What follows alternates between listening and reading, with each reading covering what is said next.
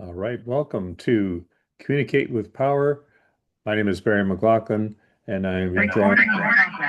Oh, we have quite a thing going on here. Just a second. You okay there? Hey, Laura? Yeah. I don't know what that was, but okay, we're in.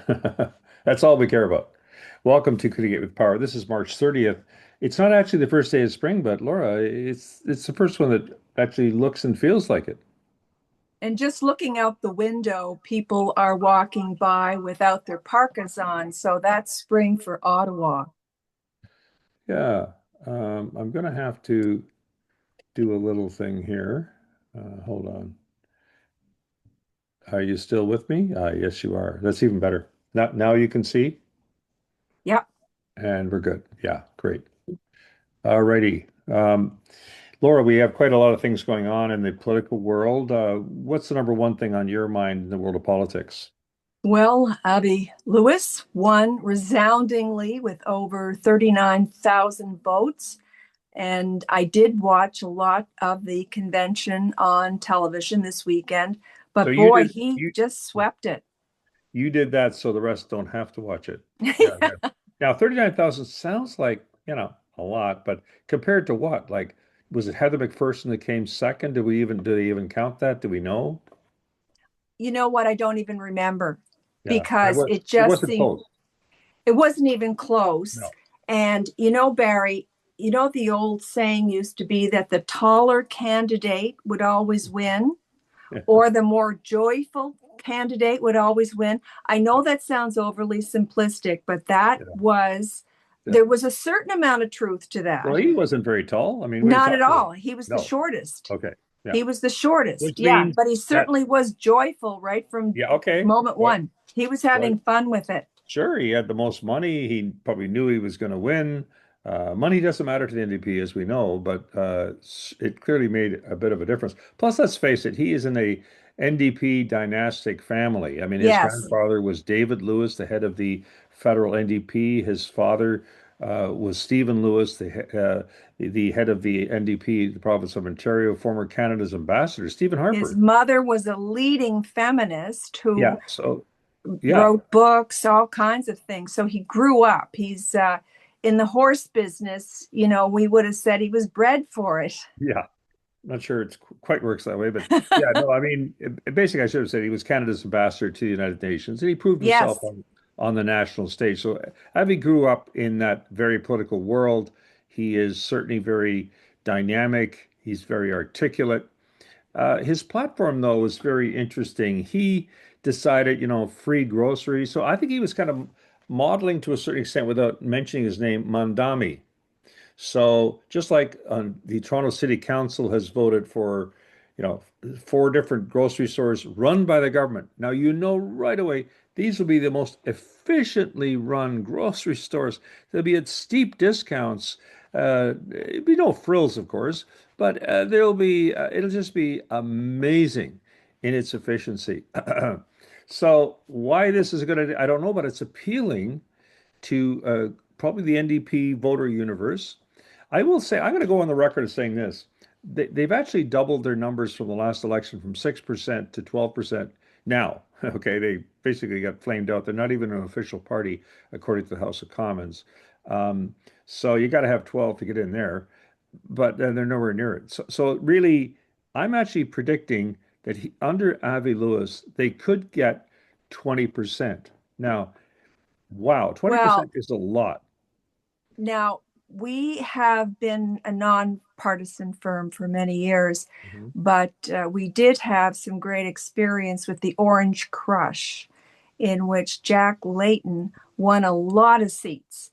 100, And back 103 or something like that. Yeah. 105, I think. And 105, but who's counting? Yeah. I had some experience in Nova Scotia with Alexa McDonough. Yeah. We've had experience with many Well, Paul Dewar, Gary Dewar, Gary Doers. We like the doers. um, We like the doers. Premier Hogan, Premier um, Hogan. Yeah. yeah, Alan Blankney, Ed Broadbent. Yeah. Over the years, Yeah. even though we have coached liberals and conservatives, we have had a really good, uh, fantastic experience actually with Yeah. NDP people, as well as we try to give them skills so that if they don't win, they'll have another career to go Yeah, on with, yeah, which we always take we're very proud of them when they do that also. So yes. how this will translate into seats Well, for yeah. Avi Lewis, I am not really sure. No, but I think that they only have one way to go but up. Yeah. And I think that if they're going to, like Abby, see, having done work, as you say, as my late mother would say, having committed sins on all fronts politically, basically the, by the way, I got to see myself again here. There we are. Scary for most people, but here I am. Yeah, I would say this. There's a couple of different kinds of NDPers. One is the urban the it used to be called champagne socialist, but it's really not true. But basically, in large urban settings like Vancouver and Toronto in particular, you will see quite a number of potential NDP voters in actual. You also have the in the rural areas, you'll have, like, for example, in Saskatchewan, the former NDP premier. Same with Alberta and Rachel Notley, and same with Manitoba. And British Yeah. Columbia right now has an NDP leader, as does Manitoba. So they're not dead. People are counting them out way too early.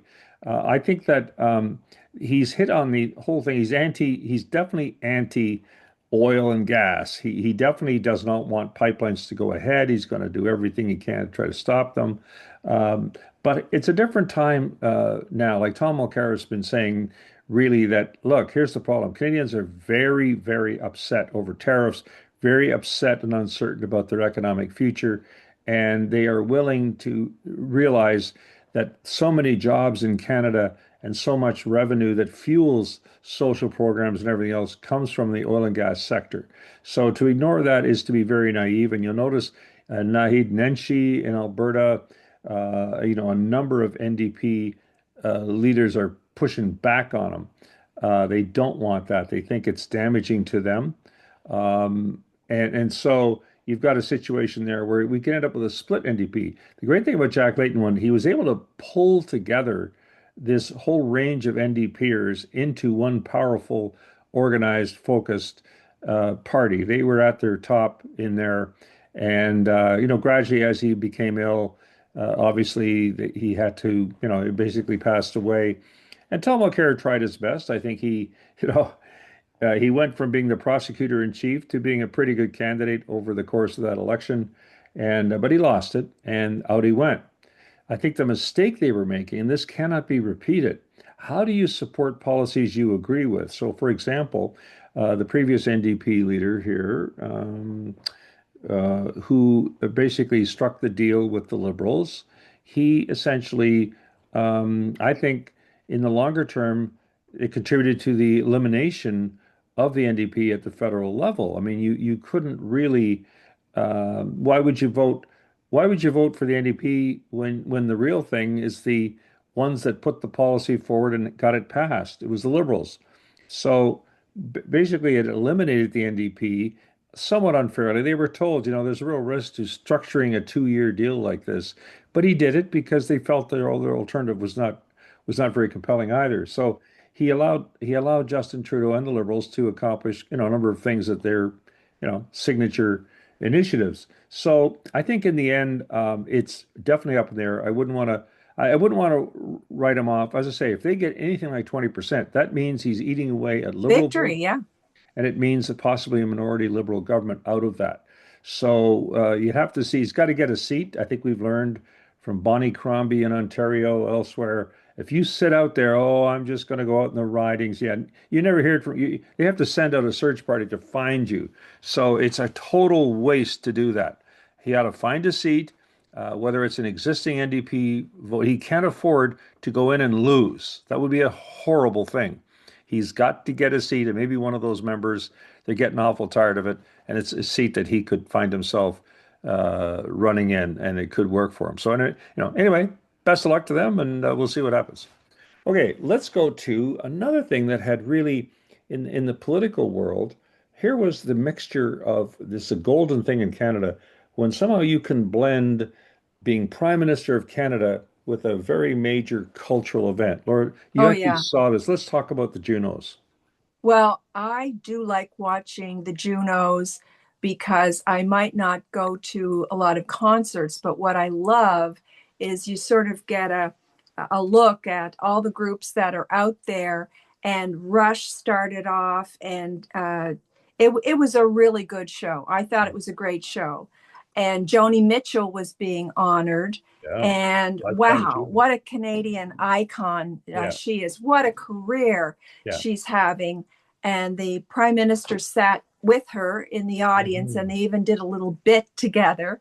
Yeah. The host of the show kind of made a joke that her parents were there, or they's parents were there, and it was Prime Minister Carney looking at Joni Mitchell like they were Yeah. the proud mom and dad. Yeah. Yeah.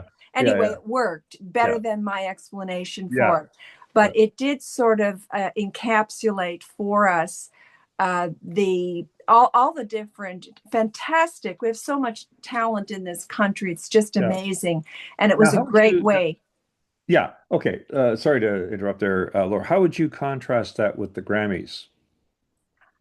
Oh, yes. Well, I do watch that also. I know you do. And yeah, but again, I like to have this little bit of everybody's talent, Mm. and the Grammys, the host who had done it many times.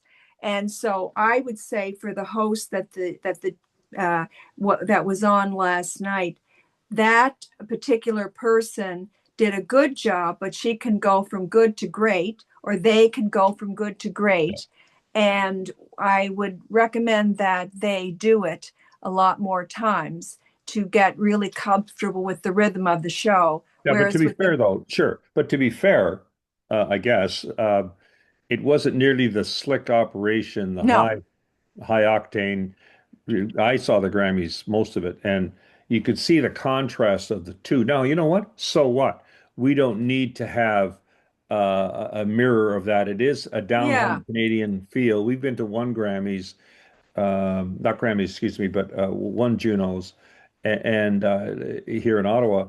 And it's a fun evening. It's great to pay tribute, but let's not take it overly seriously because a yeah, day later or a week later, who remembers who got what Juno? Except I gotta say, you're right about Joni Mitchell. She deserved that attribute, and obviously was thrilled to be acknowledged, thrilled to be introduced by the and to be connected to the Prime Minister of Canada. She obviously loves Mark Carney, and so really, what was that What did that mean politically for the Prime Minister? Let me ask you that, Laura.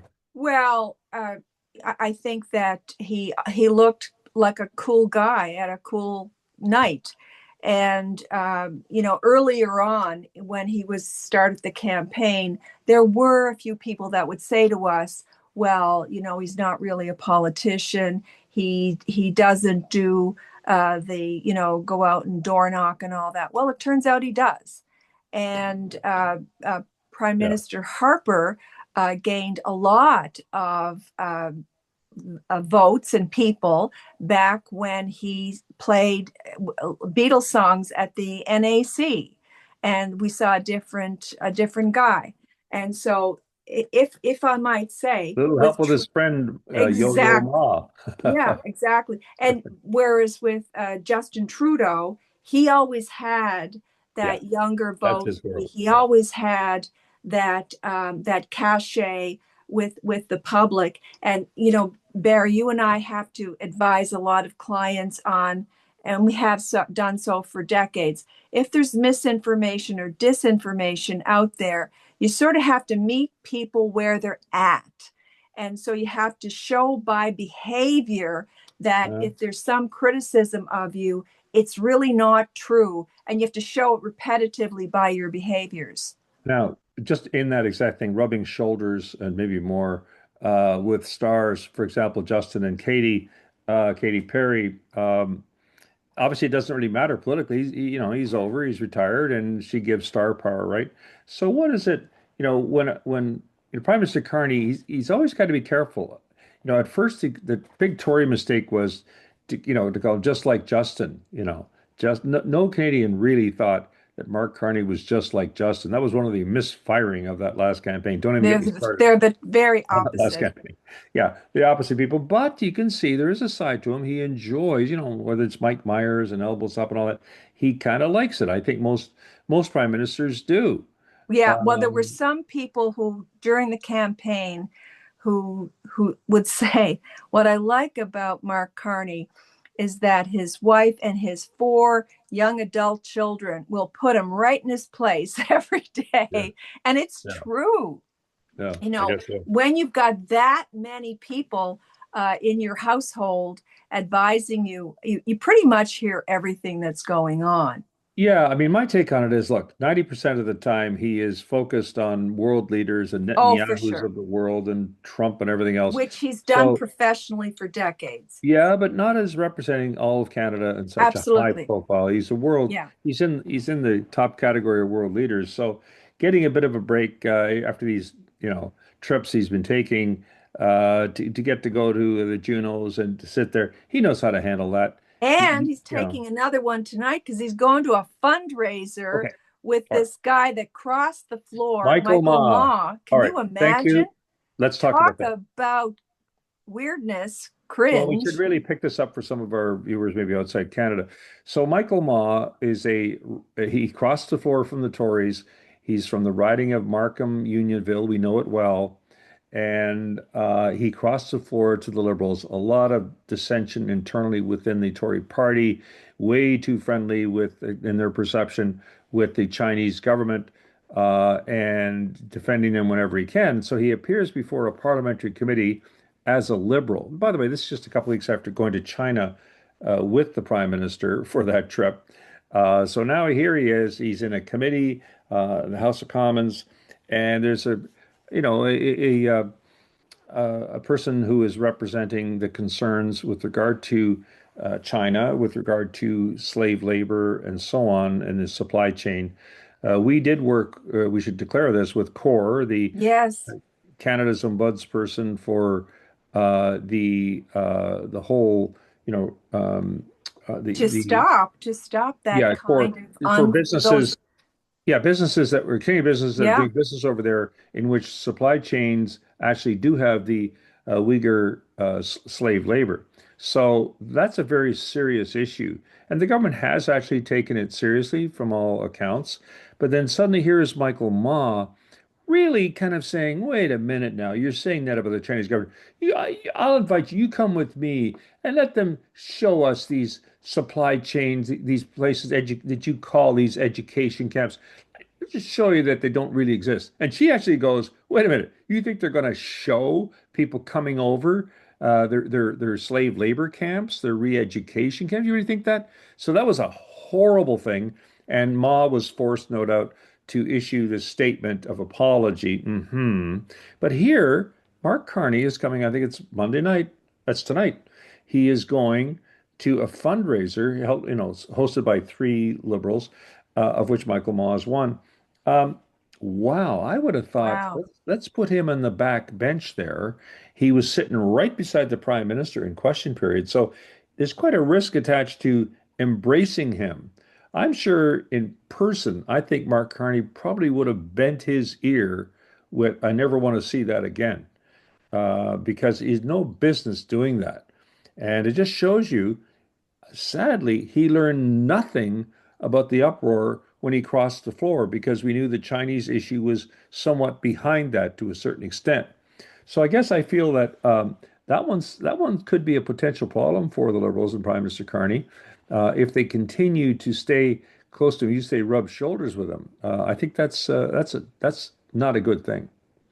Yeah, Okay, and he so was questioned on it already today about wow, whether or not he was still going to go and all that. and So he is. he's it's 1 o'clock, and as Yeah. of now, he's still going. And Well, he can go, but I'm not sure Michael yeah, Mock could be there to welcome people. But and I digress. It is his riding, so they can't totally turf him.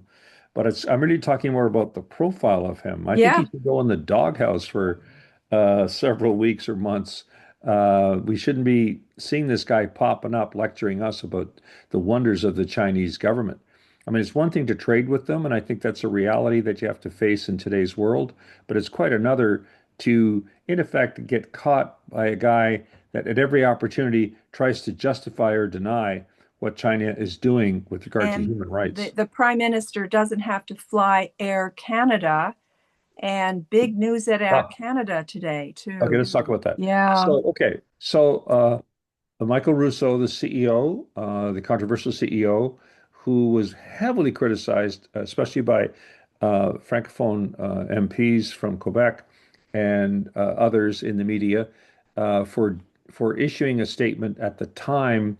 It didn't quite announce, I think, even the second Air Canada pilot that died in that terrible crash at LaGuardia. Well, the He first issued, pilot is Antoine Foray, yeah, and that and then captain died. And Mackenzie, sadly, so did the first officer, Mackenzie, Mackenzie Gunther. right. And because we have been part of these very, very sad crises that happen, it's very, very difficult. Well, But we say we be part of them. I think we have to be clear. Sometimes we're brought in to help them through it. yes, I watched Air Canada's dealing with this, and yeah, they should have realized. I know it sounds silly, but of course they don't care that look at these pilots haven't even been brought back to Canada. You're already complaining about language. Like to us as Anglophones who've seen what they do to English school boards and everything else in Quebec, boy, that's you got to hold your tongue. As the Prime Minister clearly also criticized Mr. Rousseau as he was going into the House the other day.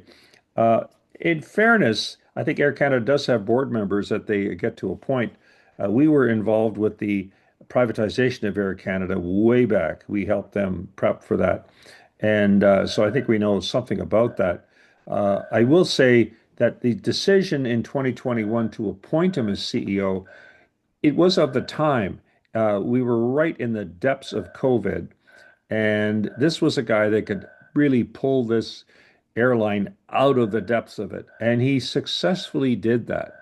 It isn't a one-man operation, I know that, but he really led the organization in doing so. Now we're post-COVID. So they're also giving him the dignity of a graceful exit. They could have said, "You're gone."